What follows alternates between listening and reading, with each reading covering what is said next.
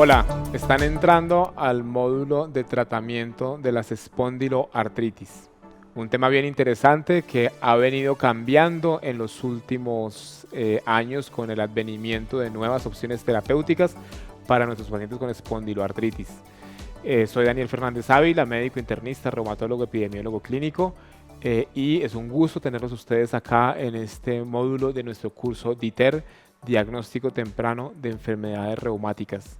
Vamos a hablar entonces acerca del tratamiento de las espondiloartritis, recordando que son un grupo de enfermedades con diversos tipos de compromiso. Compromiso axial, compromiso periférico, dentro del cual está la artritis, la entesitis y la dactilitis, y también un compromiso extraarticular que incluye la uveitis, la psoriasis y la enfermedad intestinal inflamatoria.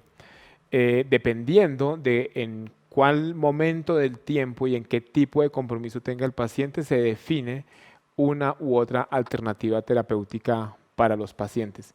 ¿Qué opciones terapéuticas tenemos? Tenemos básicamente el grupo de los antirreumáticos químicos, donde está leflunomida, metrotexato y sulfasalacina. Sin embargo, como vamos a ver, para el componente axial no tienen una gran efectividad, pero sí para el componente periférico y para algunos dominios extraarticulares. Tenemos a los biológicos innovadores, donde están el adalimumab, certolizumab, etanercept, golimumab como medicamentos anti-TNF. También tenemos a guselkumab como inhibidor del IL-23, infliximab también anti-TNF, ustekinumab inhibiendo las interleuquinas 12 y 23, ixekizumab y secukinumab como inhibidores de la interleuquina 17. Estas opciones terapéuticas pues son muy interesantes porque nos han permitido otorgar y dar un mejor tratamiento a los pacientes con espondiloartritis. También tenemos a los medicamentos biológicos que son biosimilares, de los cuales al momento están disponibles etanercept, infliximab y adalimumab. Y finalmente tenemos la opción de las moléculas que tienen unas sintéticas con una diana dirigida o específicas, donde está apremilast y los inhibidores de Janus quinasa, tofacitinib, baricitinib y upadacitinib. Entonces, como vemos, tenemos unas opciones terapéuticas bastante interesantes y variadas, desde antirreumáticos químicos, biológicos, biosimilares y otro tipo de medicamentos también con diana dirigida de DIMAR sintéticos, y el uso de cada uno de ellos dependerá en gran medida del tipo de compromiso del paciente. Aquí lo vemos en este resumen que tenemos en esta imagen. Aquí prácticamente en una sola foto resumimos el manejo de las espondiloartritis. ¿Qué hay que tener en cuenta? Tenemos un paciente que vamos a definir de acuerdo al dominio que tengas, ya sea componente axial, o componente periférico. Entonces tenemos un paciente, por ejemplo, con componente periférico que puede ser artritis, entesitis o dactilitis, o un componente axial con sacroileitis y con dolor lumbar. Para cualquiera de los dos, como vemos, los AINES son transversales y pueden servir para ambos tipos de dominio de compromiso. Para el componente periférico tendríamos la opción de usar sulfasalacina, que es un medicamento que tiene cierta efectividad para el componente periférico de las espondiloartritis. Estarían los corticoides locales para infiltración en alguna articulación, una monoartritis o tal vez una entesitis, una dactilitis. Podría ser una opción. Y miren ustedes que aquí no está nombrado el metrotexato y la leflunomida. Esos dos medicamentos están más cuando estamos hablando, por ejemplo, de artritis psoriásica, porque además ayudan a controlar el problema y la condición a nivel cutáneo. Entonces, aquí tendríamos la opción entonces en este cuadro de ver cómo en el componente periférico tendríamos opción de AINES y de sulfasalacina y corticoide local, pero como vemos en el lado izquierdo de sus pantallas, en el componente axial, lastimosamente tenemos solamente los AINES y no tenemos antirreumático químico. De ahí se brinca, por decirlo así, se pasa rápidamente hacia terapias biológicas. ¿Qué terapias biológicas vemos acá como opciones terapéuticas? Están los bloqueadores del TNF, está el ustekinumab, y están los anti-IL-17, secukinumab e ixekizumab. Este último grupo, junto con los anti-TNF, se pueden usar para componente axial y componente periférico. Cualquiera de esos entonces, medicamentos que uno escoja debe estar acompañado de un proceso educativo para el paciente, de una rehabilitación, ojalá en manos de un especialista en medicina física y rehabilitación, y también de lo que son los grupos de apoyo y asociaciones de pacientes. Importante también que tenemos la opción de usar analgésicos y de cirugía en algunos casos si es necesario. Acá vemos en esta imagen, ya para enfocarnos específicamente en lo que es la terapéutica de las espondiloartritis, las guías ASA Celular 2016, en la cual partimos de un diagnóstico clínico de las espondiloartritis, un componente axial, y consideramos entonces en todos los pacientes el ejercicio y la terapia física, y si el paciente está sintomático con dolor lumbar, vamos a manejarlo con antiinflamatorio no esteroideo en la dosis máxima tolerada. Reevaluamos 2 a 4 semanas y si no hay respuesta suficiente, debemos tener por lo menos 2 cursos con AINES diferentes para evaluar la respuesta y ver si logramos controlarlo. Si se controla y hay suficiente respuesta, continuamos entonces en la fase 1 de esta guía. Si no es así, pasamos a la fase 2, cuando hay insuficiente respuesta a por lo menos 2 ciclos de AINES. ¿Qué incluye esto en la fase 2? Entonces venimos de pérdida de eficacia o por toxicidad de la fase 1. Aquí nos dividimos en dos. Del lado izquierdo de sus pantallas un paciente con síntomas netamente periféricos o del lado derecho un paciente con síntomas axiales, porque como vimos en la diapositiva previa hay diferencia. Si el tema es netamente axial, pasamos rápidamente entonces a terapia biológica, ya que usualmente es lo que puede tener mejoría para el componente axial.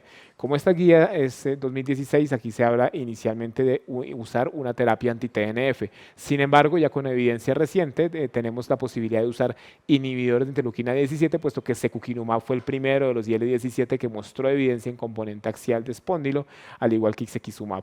Entonces, tendríamos la opción de usar esos medicamentos. Si estamos por el lado izquierdo de sus pantallas con síntomas predominantemente periféricos, tendríamos la opción de considerar sulfasalacina o inyecciones de glucocorticoides y evaluamos entonces la respuesta. Si el paciente con esto tiene una respuesta adecuada en el cual pues podamos seguir el manejo, pues seguirá por ese lado. Pero si el paciente tiene un ASDAS mayor a 2.1 o un BASDAI mayor a 4 y tiene además una opinión positiva de un reumatólogo indicando que hay que hacer un escalamiento de la terapia, entonces, pues en ese caso consideraremos pues qué se va a hacer. Hay que evaluar al paciente a las 12 semanas, hay que evaluar la respuesta al inicio de este medicamento anti-TNF o un medicamento, como les decía, un inhibidor de interleuquina 17, y de esa forma, pues definir si el paciente puede continuar o no con esa terapia. Lo evaluamos a las 12 semanas y allí miramos entonces si hay un cambio en el ASDAS mayor a 1.1 o en el BASDAI mayor a 2, continuamos igual. O si el ASDAS no cambia o tiene un cambio menor a 1.1 o menor a 2 en el BASDAI, pasamos a la fase 3. Esta es la fase 3, la que vemos ahora acá en la pantalla. En esta fase 3 entonces hemos tenido pérdida de la eficacia en la fase 2 o toxicidad también en la fase previa. Aquí tenemos entonces a un paciente con un ASDAS mayor de 2.1 o un BASDAI mayor de 14, mayor o igual a 4, perdón, y tenemos el concepto de un reumatólogo que dice pues que hay que hacer el ajuste. Aquí debemos cambiar a otro anti-TNF si estaba con anti-TNF o a un anti-L17, o si estaba en anti-L17, pues pasarlo a un anti-TNF sería la mejor opción y evaluar nuevamente la respuesta a las 12 semanas con la idea de que logremos un cambio en el ASDAS por lo menos de 1.1 y en BASDAI mayor a 2, y de esa forma continuaríamos o si no seguiremos haciendo el switch entre ellos. Entonces, como se dan cuenta, el manejo en las espondiloartritis es un poco más, digo, sencillo, entre comillas, en el sentido en que no tenemos tanto paso con antirreumático químico, puesto que si vamos por el lado periférico de las espondilo tenemos a sulfasalacina, y si no, pues tenemos las terapias biológicas. Entonces, importante tener en cuenta esto como un punto para tomar las decisiones terapéuticas, porque nuestros pacientes en espondiloartritis, como lo vimos en este módulo, usualmente tienen dolor lumbar, pero hay que tener en cuenta otras aristas que pueden salir en esos pacientes. Hay que tener en cuenta si, por ejemplo, tuvo uveitis anterior, que eso nos iría a inclinar más hacia el lado, por ejemplo, de un anticuerpo monoclonal contra el TNF, tipo adalimumab o infliximab. Si el paciente tiene una psoriasis de pronto muy severa en el contexto de una artritis psoriásica y queremos tratarlo también para una espondiloartritis, o sea, por una artritis psoriásica, pero con una psoriasis con un PASI muy alto. El PASI es el índice de severidad de la psoriasis que se mide pues clinimétricamente con una calculadora que está en Reumab, hace parte de nuestros desarrollos de Reumab. Entonces tenemos un paciente con artritis psoriásica y un PASI muy alto, pues probablemente yo voy a buscar una terapia que sea muy efectiva en piel, como por ejemplo son los inhibidores de interleuquina 17 o como secukinumab o ixekizumab, o un inhibidor de interleuquina 23 como guselkumab. Si tengo un paciente con enfermedad intestinal inflamatoria, en el contexto de espóndilo, pues seguramente no voy a usar un anti-IL-17, sino que me voy a ir por el lado de un anti-TNF tipo adalimumab o certolizumab o infliximab. O si es el caso de una colitis ulcerativa, recientemente está aprobado también el uso de tofacitinib para esos pacientes. Entonces aquí ya empezamos a mirar particularidades y el mensaje es ese para ustedes que están ya terminando este módulo de tratamiento de las espondiloartritis. El mensaje es: tenemos que individualizar la terapia de acuerdo a cada caso, de acuerdo a antecedentes, de acuerdo a la evolución clínica, de acuerdo a comorbilidades, para poder darle al paciente y optar por dar la mejor estrategia terapéutica. Así que con eso ya terminamos este módulo en el cual hemos recorrido de una forma muy puntual lo que es el tratamiento de las espondiloartritis. Soy Daniel Fernández, reumatólogo en el Hospital Universitario San Ignacio, profesor de la Facultad de Medicina de la Universidad Javeriana, y fue un gusto para mí poder compartir con ustedes este módulo de espondiloartritis, en el cual hemos abordado desde el diagnóstico, la clasificación hasta el tratamiento. Así que espero que haya sido de su agrado y que ustedes sigan revisando los diferentes módulos que tenemos en nuestro curso DITER, Diagnóstico Temprano de Enfermedades Reumáticas, en la sección Educación de Reumap.